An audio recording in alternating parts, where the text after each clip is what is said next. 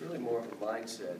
It's not going for an hour in the morning, and a lot of it is the mental part of training in the morning. Mentally tougher, mentally stronger, not letting go of the rope, stuff like that. And it's good. The practice good yesterday. But it's what we need right now. Cal, how do you decide how hard to go on an individual guy? Do you gauge who can take it and who can't, or do you generally treat them all the same in terms of pushing them? As far as what? When you're trying to motivate, push, get something out of them. You're talking about coaching guys? Yeah. Well, you coach them all different, but yet there's a bar that they all have to understand. They all get treated the same at a certain level. How you deal with some guys and how you deal with others. Some you're going at guys to see if they're really tough enough to make this. Other guys, you're trying to drag them to see if they have more in them. There comes a point when you look and say, he is what he is. And when you do that, you basically, now you're just saying, all right, let's get this guy to be the best that he can be, and this is about where he is. I hate to ever get there with players. I want to make sure that we're challenging them and pushing them, but the kids are different. They respond to different things. Yet, at the same sense, how you get a guy to play like he's supposed to play, they're different. If you ever do get to that point with a guy, do you have to back off a little bit so he doesn't break? It isn't about breaking. It's about that's as good as you can get. That's as good as you want to get. If I want it more for you than you want it for yourself, this is where you're going to be. The thing is that what happens to that player in most cases is that you live with regret. Man, I could have, if I'd have just, and that's what you never want to live with. And just sit down and tell them. It ain't about anybody. I've never had anybody break. I mean, my guys all get better. They come in with an attitude that they want to get better, and that's what they do. I've seen guys really, get on guys, and but there's a big difference when you have a good relationship with kids and they understand. Ryan said he's been in the gym. He said he worked out on his own 3 times yesterday. He's also made an effort to reach out to his teammates to get them to accept him. He's getting better. He's getting better. He needs to be in the gym with the coach that's pushing him, but he's getting better. He's got better in practice, and the team is starting to respond to him, which is what they need to do. Did you feel like you had reached that point of he is what he is, good as he can get? With who? With Josh Harrelson a couple of years ago. And had you reached that with anyone in this team? No, I haven't. No, Josh, I was all over Josh because Josh wanted to lighten up practice. So he'd do whatever he could to make practice funny. Because if he got everybody laughing, they weren't going to rip his head off and dunk on him and take the ball from him and outrun him, and let's all laugh. So believe me when I tell you, anytime he stopped and did stuff like that, he got buried. And then I called him out of what he was doing. Keeping it real means when guys are trying to get over, you got to stop the practice. Here's what you're doing right now, but you're not fooling anybody. You got to do it right. I mean, this team we got a good group of guys. We really do. They just don't know how hard you got to work or what kind of investment you have to make in this sport. I've always had a couple guys on the team that could drag others. We're still trying to find that mix. Part of what we're doing now is kind of a forced breakfast club. Now, you don't have to do the breakfast club. In this case, you are. And you hope at some point we stop, that a couple of these guys will continue it, even if it's 2 or 3 days a week, that they'll continue to do it. But we're hitting in a stretch of hard. This game Saturday's a hard one at noon. I just watched their Vegas game. They had Vegas beat. Very physical, very much a post-up team. They run their stuff. They execute. I hate to tell you, they look like Notre Dame to me. And they had Vegas beat. So I told our team, all that we've been working on, we're going to see now if you're only doing it because I'm making you do it, or you're doing it because you want to change. Now, it'll be for everybody to see. Because if they're only doing it because I'm making them do it, at some point in the game they'll let go of the rope.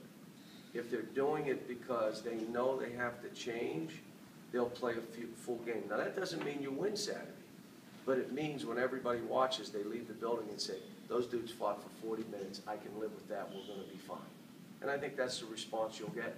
Ryan said that you told him you were going back to your old school roots, maybe your UMass days with some of this Yes, stuff. yeah, I am. I mean, I'm just holding them accountable like I've had to do young teams. I mean, probably holding them more accountable than any other team. But note, the team that I've had here anyway, this team has the farthest to go. And it's not schemes, it's not offenses, it's a competitiveness, a will to win, and then holding each guy accountable for that. For example, we're practicing, shot goes up, guy drives, Nerlin goes to help, a guy doesn't help down. Doesn't help Nerlin. No, that's killed us all year. You see it. Boom, why didn't you go down? Well, you were what? All right, everybody in the baseline, let's run. All right. No, why didn't you throw it ahead? You took 2 extra bounces. You know we're throwing it ahead. On the baseline, let's run. Everybody. So they're running, they're being held accountable. So Sunday and Monday, we ran 40 suicides. Now, when you're recruiting these kids, can you tell which ones are gonna work harder than others when you're recruiting? You have a pretty good idea. But, again, none of them, the freshmen that I've coached, none of them work hard enough when they get here. It's after you get them here and they understand. In most cases, I'm going to be honest, what moves the young kids? Fear. Not fear of me. I'm not good enough. Oh my gosh, I thought I was the most fearful guy I've ever coached. Scared to death he wasn't good enough. Wasn't going to make it. It was Derrick Rose. Scared to death. Would stay in the gym 5 hours. Because Michael Kidd-Gilchrist, scared to death he wasn't good enough. So after his first game or a couple exhibition games, I may have made a mistake. I don't think I'm good enough. That's what he's texting me from Charlotte. What? Are you kidding me, kid? You may not shoot it as well, you may not bounce it as well, but the things you do, no one else does. You just keep playing hard and competing. That's what you do. He was scared to death. The guys that think they're it, they've made it. I'll be honest, normally don't make it. Kyle, you said the other night, you used the phrase intoxicated, and you included yourself in it.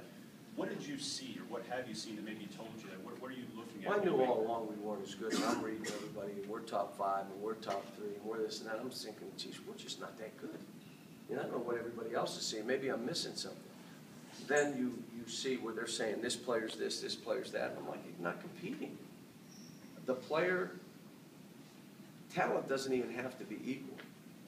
The team that wants it the most, 98% of the time is going to win. And you've got all this talent. Doesn't matter. It's who wants it the most. We've got to bring that out of them. So we all became intoxicated that we're good. This guy's going to know who I am, so he's not going to compete with me, which is the opposite of what happens. They play out of their minds because it's us and them as an individual. And so I think we all did. So basically, I've gone back to more roughhouse practices, which I normally don't like to do. And we've gone to the conditioning and stuff to get them in here to work on them mentally. We'll see. It just, guys, look, I'm pushing buttons now. And let me say this. When you start working and you go for 5 days, 6 days, I need results right now. Nah, maybe a month and a half before you really see. So, that's one of my messages to the guys today. You don't change overnight. It took you a while to get like that. Now it's going to take you a while to get, you just got to keep grinding, and you'll see. When you talk about that accountability, would you rather they hold each other accountable? Yeah, but it doesn't matter. I mean, at the end of the day, that lack of that will fall back to me, and I hope that they will do it, but if they don't, then I'll do it. And I keep saying, when this team is empowered, I can sit back a little bit. Right now, I'm being really hard, I'm being really tough, and that's what they need. And if someone doesn't think he needs it, he's delusional. This is what we need. This is how we have to play. So, last question. In your experience, how long does it take younger players to kind of get it? Is it a matter of months? Like say in the season, is it by January, is it by February, when you apply these kind of tactics to them? They're all different. There's no set clock, but Brandon Knight had a comment out about how much pressure we put on him. That got him to change and got him to think, and he put pressure on himself. That's the combination that works. It's not just what I'm doing. I don't have a magic wand. It's to, put them in the best position I can and get hard workers that are going to compete. Nothing's given to them here. Nothing's easy. I like the fact that somebody told me, Anthony just put out something about coming back to school with Michael. These kids, they're coming here with an idea that, look, who knows how good I'm going to be, but I know this. I'm going to come here and work hard, both in the classroom and on the court. It's kind of like Eric Bledsoe and DeMarcus Cousins, all this stuff. Wow, they're one and done, and this guy's not a one and done. Let me tell you, we don't talk that way. We don't know. No one knew Eric would do. No one knew what Josh would do or DeAndre Liggins. But when you look at those two, they worked their butts off to get themselves where they did. They worked. We put them in a great position, and they were surrounded by other teammates that cared about them. But it's a combination of all that, and this may take us longer. We'll see. We're going to go day at a time, and we got the following week. We got the following week after that. We got more control of their time, and we'll try to take advantage of it. What would you do if you did have a magic wand? Be right where